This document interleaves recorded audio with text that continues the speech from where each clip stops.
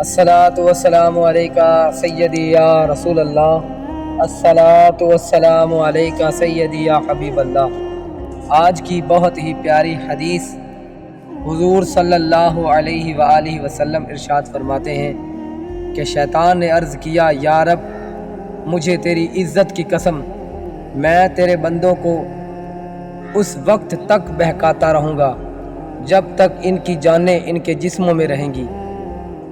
رب ذوالجلال نے فرمایا، مجھے میری عزت و جلال اور بلندی اور درجات کی قسم، میں انہیں بخشتا ہی رہوں گا جب تک یہ مجھ سے معافی مانگتے رہیں گے۔ شیطان انسان کا کھلا دشمن ہے اور انسان کو آخری وقت تک بہکاتا رہتا ہے۔